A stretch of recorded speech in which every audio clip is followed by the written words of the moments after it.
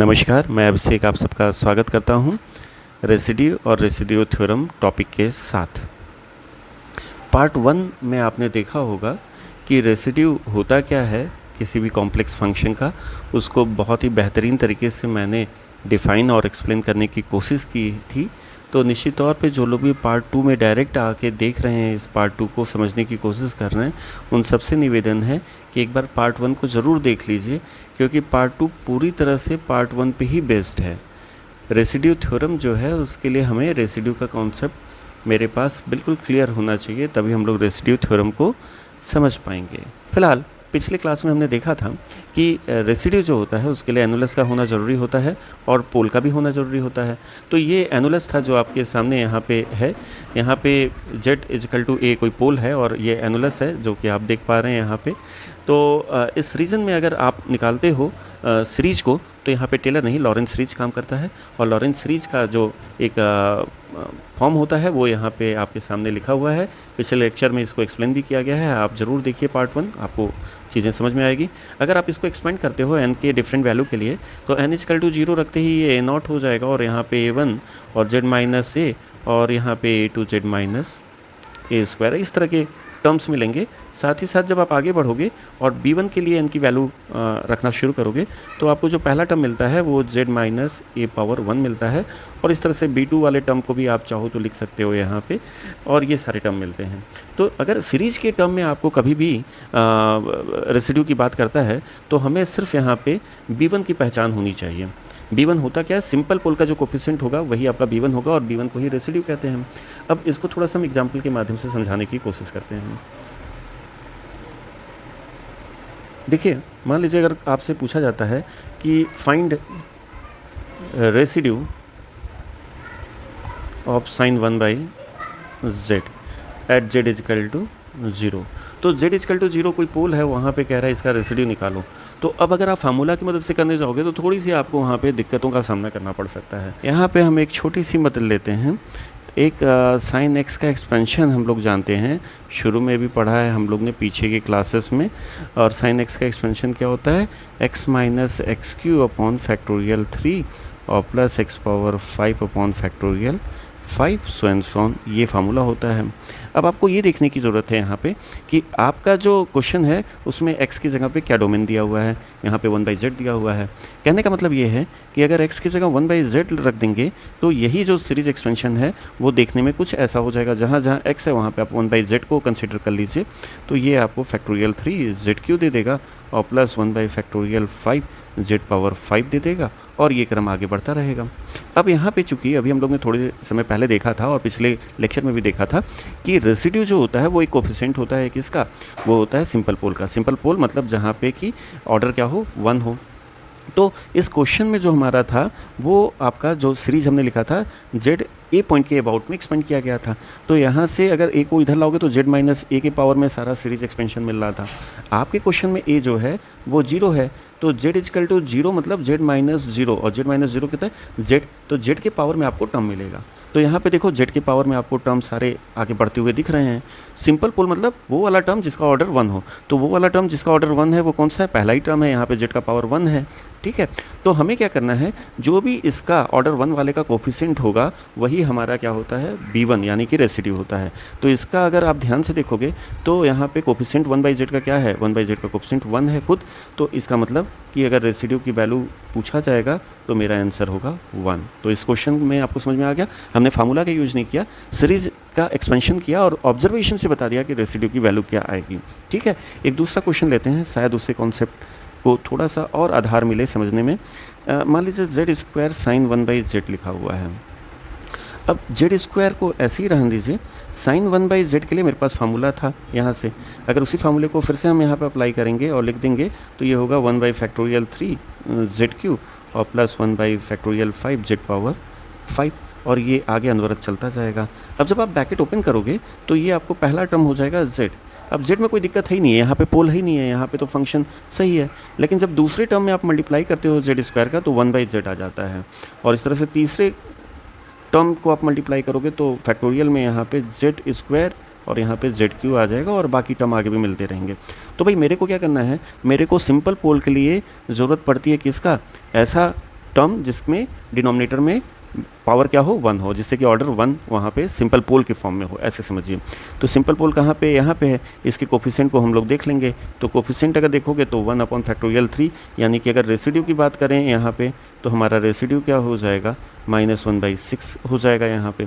तो इस तरीके से रेसिड्यू को हम आराम से बता सकते हैं ऐसे क्वेश्चन में, जहाँ पे फार्मूला जो कि पिछले क्लास में हमने डिस्कस किया था वो डायरेक्ट अप्लीकेबल नहीं हो रहा है। तो ऑब्जर्वेशन से भी हम आपको यहाँ पे दिखाने की कोशिश की कि कैसे आप रेसिड्यू को बता सकते हो। ऐसे तमाम क्वेश्चन आप खुद से बना सकते हो। जैसे e⁻1/z दिया हुआ है और आपसे पूछा जा रहा है z = 0 पे, इसके लिए रेसिड्यू आप बताओ। तो भाई यहाँ पे एक फार्मूला अप्लीकेबल होगा, जैसे वहाँ sin x का फार्मूला अप्लीकेबल होता था e⁻x वाला।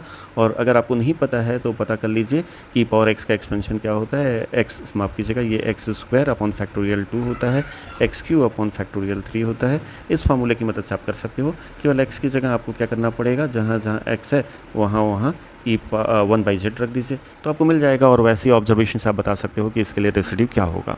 तो ये कुछ चीज़ें थी, कुछ बातें थी जो कि हम आपको रेसिड्यू के विषय में बताना चाहते थे कि कैसे क्वेश्चन को आप आराम से सॉल्व कर सकते हो। सिर्फ फार्मूले के ही आधार पे नहीं, आप बिना फार्मूले के भी आप सीरीज को देख के, उसके नेचर को देख के रेसिड्यू की वैल्यू को प्रेडिक्ट कर सकते हो। अब रेसिड्यू हमें पढ़ाया क्यों गया, ये बड़ा इंपॉर्टेंट क्वेश्चन था। रेसिड्यू इसलिए पढ़ाया गया कि रेसिड्यू थ्योरम को आप समझ सको।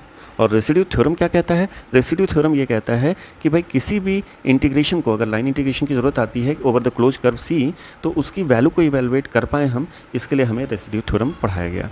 तो आपको इसके पहले, अगर आपको याद होगा तो पिछला क्लास अगर नहीं देखा है तो फिर से हम आपसे कहेंगे कि पार्ट 1 जरूर देख लीजिए। पार्ट 1 से ही पार्ट 2 को इंटरलिंक किया गया है। तो पार्ट 1 देखिएगा तो चीज़ें समझ में आएगी।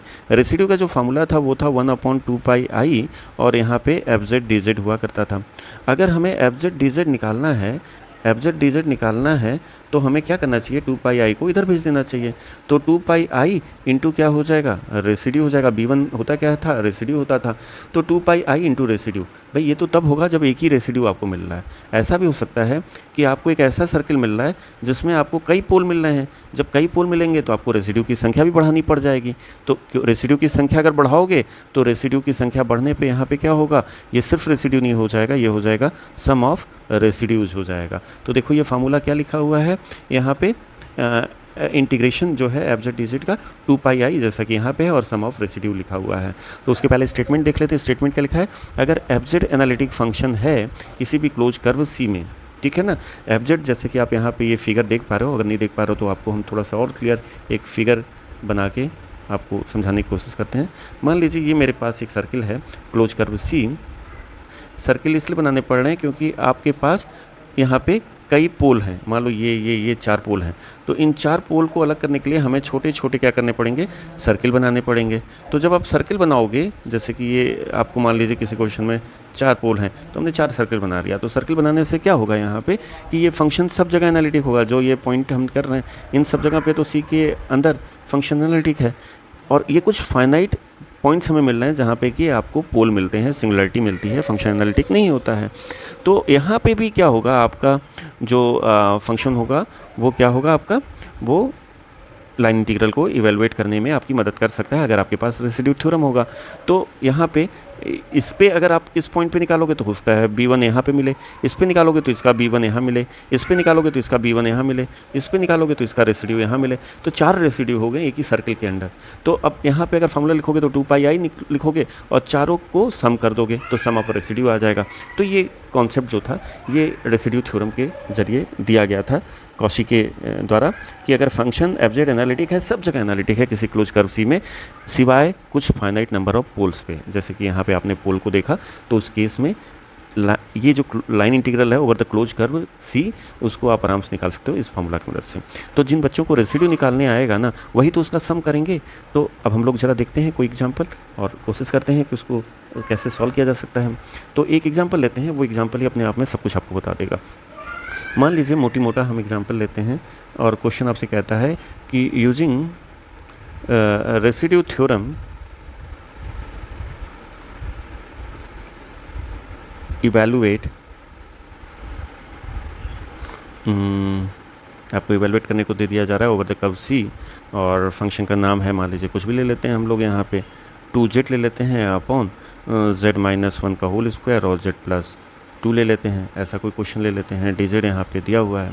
तो ऐसे क्वेश्चन हम लोग क्या करेंगे कि आप चाहो तो यहाँ पे कुछ और भी फंक्शन को आगे बढ़ाने के लिए सकते हो, 2z+1, वो आपके ऊपर डिपेंड करता है। अब इस क्वेश्चन में हम लोग देखेंगे कि भाई हमें एक फंक्शन दिया हुआ है इंटीग्रेंड के फॉर्म में और ओवर द कर्व सी हमें ये काम करना है। अब क्वेश्चन में हमें एक सर्किल चाहिए जहाँ पे कि हमें आइडेंटिफाई करना है। भाई सी डिफाइन नहीं होगा तो आप कर नहीं पाओगे। वैसे तो सी आपको क्वेश्चन में दिया रहता है, लेकिन मान लिया हमने c equal to mod z equal to 4 ले लिया। तो आप पहले तो ये समझो कि आपका पोल क्या क्या है। तो अगर यहाँ पे देखोगे तो पोल्स कैसे मिलते हैं, ये डिनोमिनेटर की वैल्यू को अगर आप 0 कर दोगे तो 0 करोगे तो आपको z इजकल टू 1 मिलेगा और z इजकल टू -2 मिलेगा।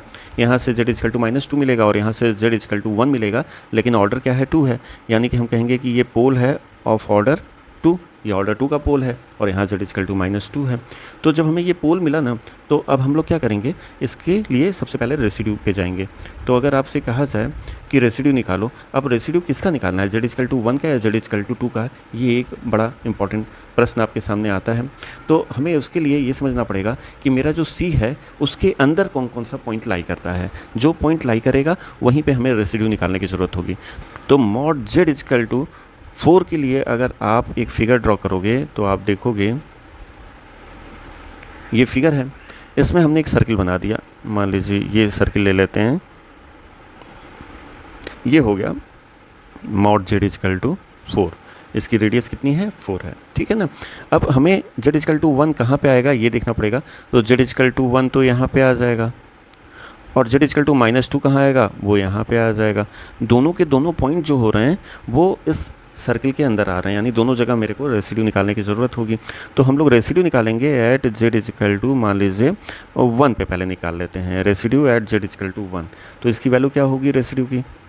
अब ये रेसिड्यू जो हम लोग 1 पे निकाल रहे हैं ये सिंपल पोल के लिए नहीं है, ये सिंपल पोल के लिए नहीं है, इसका ऑर्डर क्या है 2 है। तो यहाँ पर हम लोग कैसे रेसिड्यू निकालेंगे, ये जो रेसिड्यू निकाल रहे हैं इसका, ये सिंपल पोल के लिए नहीं है, इसका ऑर्डर 2 है। तो आपको फार्मूला हमने बताया था पिछले क्लास में कि अगर ऑर्डर 1 से ज़्यादा होता है तो उसके लिए हम लोग क्या करते हैं, एफजेड में हम लोग उस पॉइंट को मल्टीप्लाई कर देते हैं। तो z-1 का स्क्वायर जो है उसको मल्टीप्लाई कर दिया और एक कम कर देते हैं, n की वैल्यू 2 है तो एक कम बारी इसको हम लोग क्या करेंगे, यहाँ पे डिफ्रेंशिएट करेंगे और बाहर क्या करेंगे, बाहर हम लोग लिमिट ले लेंगे। और कहाँ पे लिमिट ले रहे हैं हम लोग, z टेंडिंग टू 1 पे, क्योंकि हम लोग z टेंडिंग टू 1 के लिए यहाँ पे फार्मूला लिख रहे हैं, ये कर लेंगे। और सबसे बाहर हम लोग 1/फैक्टोरियल n-1, n की वैल्यू क्या थी आपकी, n की वैल्यू अगर देखोगे तो 2 थी यहाँ पे, तो हम लोग 1/फैक्टोरियल 1 कर लेंगे। अब इसको अगर सॉल्व करेंगे हम लोग तो लिमिट z टेंडिंग टू 1 रहेगा और यहाँ पे d/dz रहेगा। z-1 को z-1 स्क्वायर ही रहने दो। एफजेड अगर देखोगे तो एफजेड यानी कि ये पूरा जो आपका क्वेश्चन में दिया हुआ है यही आपका एफजेड है, 2z+1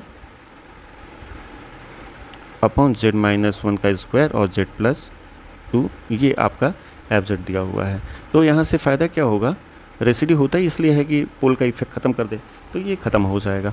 अब इसको आप क्या कीजिए, इसको आप लिमिट को रखने से पहले एक बारी डिफ्रेंशिएट कर लीजिए। तो अगर आप डिफ्रेंशिएट करोगे तो यहाँ पे f/g फ्रैक्शन के फॉर्म में दिया हुआ है, तो पहले न्यूमरेटर का डिफ्रेंशिएशन करोगे तो 2 आएगा, डिनोमिनेटर को आपने छोड़ दिया और माइनस न्यूमरेटर को आपने ऐसे ही छोड़ा और डिनोमिनेटर का डिफ्रेंशिएशन 1 हो जाएगा। अपॉन आप क्या करोगे, z+2 का होल स्क्वायर कर दोगे, ये आपकी वैल्यू आएगी यहाँ पर। जहाँ ये आया आप इसको थोड़ा सा सॉल्व कर लो, z टेंडिंग टू 1 हो जाएगा, 2z+2 हम इसको जरा एक बार लिख लेते हैं, 2z+4 हो गया यहाँ पे और यहाँ पे -2z-1 आएगा और अपॉन z+2 का होल स्क्वायर हो जाएगा। तो 2z से 2z कैंसिल हो गया और ये लिमिट z टेंडिंग टू 1 रहेगा और ऊपर सॉल्व करोगे तो 3/z+2 का होल स्क्वायर आ जाएगा। अब अगर आप 1 रख दोगे यहाँ पे तो ये आ जाएगा 3/3 का स्क्वायर 9 हो जाएगा। तो 1/3 कुल मिला के मेरा रेसिड्यू आ गया, कहाँ पे, residue at z equal to 1 पे आ गया। अगर किसी को भी दिक्कत हो रही है तो पिछले क्लास को ज़रूर देख लीजिए, ये आपकी काफ़ी हेल्प करेगा। तो एक रेसिड्यू तो यहाँ आ गया, दूसरा रेसिड्यू हमें कहाँ निकालना है, z इजकल टू -2 पे। और ये क्या है, z इजकल टू -2 पे सिंपल पोल है और सिंपल पोल का फॉर्मूला हम लोग ने पीछे डिस्कस किया है। तो अब हम लोग यहाँ पर लिखेंगे residue at z equal to -2। तो इसके लिए भी फार्मूला क्या हो जाएगा, सिंपल पोल का फार्मूला लगा दो, लिमिट z टेंडिंग टू -2 हो जाएगा और यहाँ पे जो भी फैक्टर होता है, फैक्टर क्या था, अगर 2 को इधर लाओगे तो z+2 हो जाएगा। देखो फैक्टर क्या था आपके क्वेश्चन में, यहाँ पे होगा z+2 था, तो z+2 से आप मल्टीप्लाई कर दोगे किसमें, fz में। ये तो फॉर्मूला था पिछली क्लास में जो हम लोगों ने डिस्कस किया था। तो लिमिट z टेंडिंग टू -2 हो गया, और यहाँ पे z+2 को fz आपका था क्या, अगर देखोगे तो आपको लिखा हुआ है 2z + 1 अपॉन z - 1 का स्क्वायर z+2, यही तो fz यानी क्वेश्चन में जो दिया हुआ है वैल्यू वो ये है। तो आपने करना क्या था, z+2 से मल्टीप्लाई करना था, और जहाँ करोगे तो उसका पोल का इफेक्ट खत्म हो जाएगा। अब जो आपके पास बचा उसमें z की वैल्यू -2 रख दो, तो ऊपर रखोगे तो -4 + 1 आ जाएगा, और नीचे अगर z की जगह -2 रखेंगे यहाँ पे तो -2 - 1 -3 होगा, और -3 का स्क्वायर 9 हो जाएगा। तो ये आ रहा है -3/9 यानी -1/3 आ रहा है। तो मेरा जो आ रहा है यहाँ पे वैल्यू कितना आ रहा है, -1/3 आ रहा है। तो -1/3 का मतलब ये हो गया कि अगर इस वैल्यू को हम लोग यहाँ पे रखेंगे, दोनों, ये एक्चुअली था क्या, ये आपका रेसिड्यू था z = -2 पे, दोनों रेसिड्यू निकल गए। अब हम लोग क्या करेंगे, अब हम लोग करेंगे therefore by residue theorem. Residue theorem क्या कहता है, माफ़ कीजिएगा, रेसिड्यू थ्योरम क्या कहता है, रेसिड्यू थ्योरम कहता है जो भी आपको क्वेश्चन दिया हुआ है, आपका क्वेश्चन ये था, जो भी क्वेश्चन आपको दिया गया है किसी भी कर्व सी पे, उसकी वैल्यू हो जाएगी 2πi और सम ऑफ रेसिड्यूज। तो 2πi और हमारे रेसिड्यूज हैं क्या, पहला रेसिड्यू अगर देखोगे यहाँ से, तो पहला रेसिड्यू कहीं पे हमने टिक कर रखा था, z = 1 पे 1/3 आया था, और दूसरा -1/3 आया था, तो 1/3 है और दूसरा -1/3 है, और फॉर्चुनेटली ये 0 आ जा रहा है, तो मेरा ये आंसर हो जाएगा। तो इस लेक्चर के माध्यम से मैंने कोशिश की कि आपको रेसिड्यू के कुछ मिसलेनियस एग्जाम्पल और रेसिड्यू के कॉन्सेप्ट के आधार पर रेसिड्यू थ्योरम को हम लोग कैसे अप्लाई करते हैं किसी भी line integration over the close curve को कैलकुलेट करने में या वैल्यू को इवेलुएट करने में। उम्मीद है कि आपको इस लेक्चर के माध्यम से रेसिड्यू और रेसिड्यू थ्योरम पर आधारित क्वेश्चन करने में काफ़ी मदद मिलेगी। धैर्यपूर्वक सुनने के लिए धन्यवाद। अगले लेक्चर में फिर मिलते हैं।